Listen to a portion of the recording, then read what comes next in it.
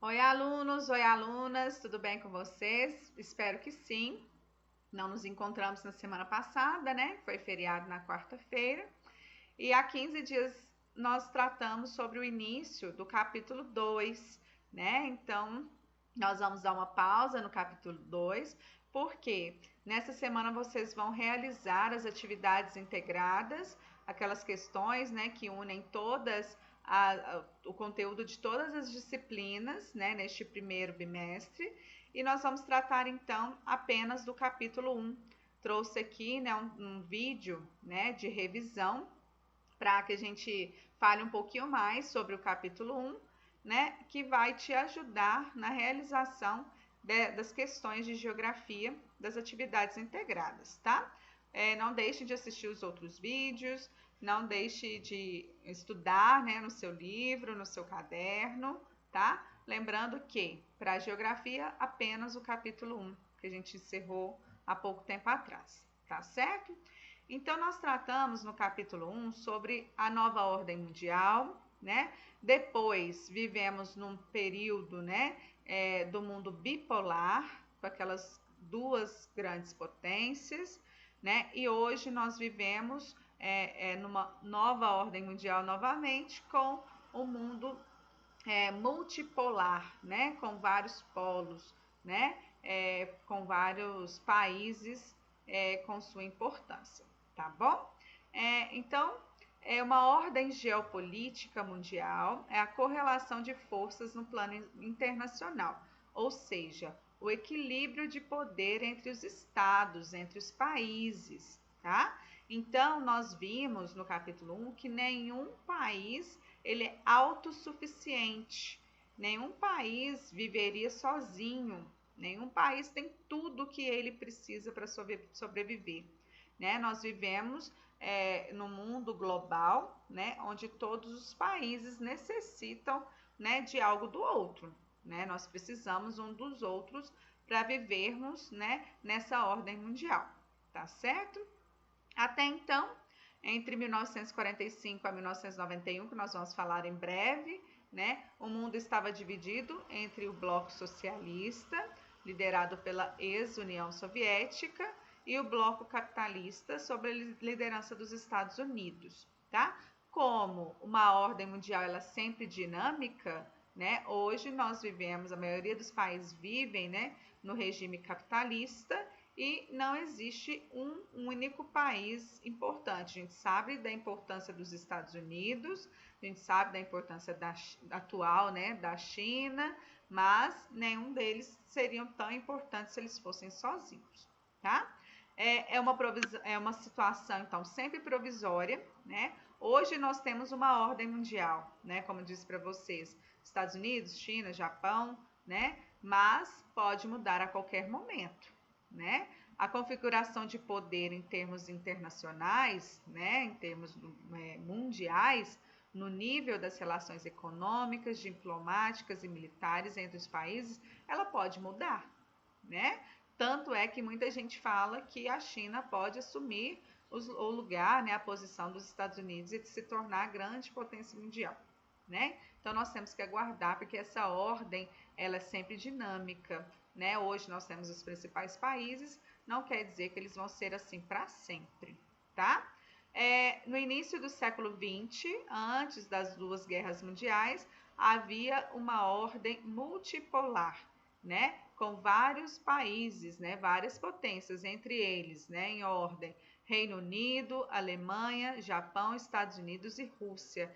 Tinha um certo equilíbrio entre esses países, né? Nenhum país era forte o bastante para ser uma grande potência única, né? Todos os países eram equilibrados, tá?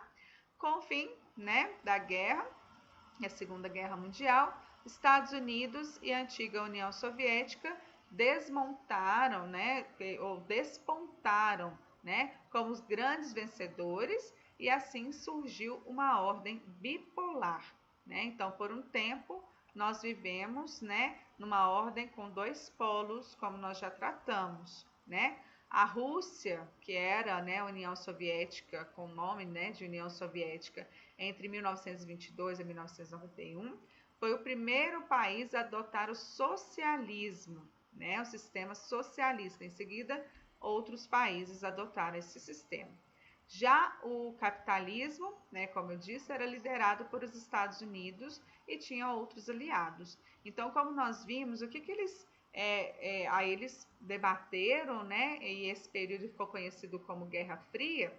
E o que eles disputavam? Né? Disputavam uma liderança mundial. Quem ganharia mais países para o seu lado? Né? Então, cada um dos dois queria atrair mais países para o seu pensamento. Né? A ex-União Soviética queria atrair mais países sob o sistema socialista, enquanto que os Estados Unidos queria atrair mais países para o sistema capitalista. Então, a Guerra Fria, né, ela pode ser definida, né, como uma grande rivalidade entre essas duas superpotências, numa disputa, né, para que o mundo se tornasse único, né, para que eles se tornassem um polo só, né, um mundo só com a sua importância, ou seria a única importância mundial. Né? Então, a Guerra Fria, como o próprio nome diz, não foi um conflito militar direto, não foi uma guerra sangrenta, né? Foi uma disputa econômica, política e até psicológica, né? Para atrair, né, mais aliados para o seu pensamento. Tá? A ex-União Soviética dizia representar o socialismo e defender o mundo contra a exploração capitalista, enquanto os Estados Unidos afirmavam defender a democracia e a liberdade. Então, cada um puxava, né, para as características melhores, né, para as melhores, para a parte que tem mais interessante do seu lado, né, mascarava o lado ruim e valorizava o que tinha de bom. Né? O que eu acho bem interessante é o que eu coloco aqui para vocês, que fala o seguinte, que na realidade nenhuma das duas superpotências, né, nem os Estados Unidos, nem a União Soviética, estava preocupada com a população e suas necessidades. Ninguém pensava nisso. Né? O que eles queriam era controlar o restante do mundo.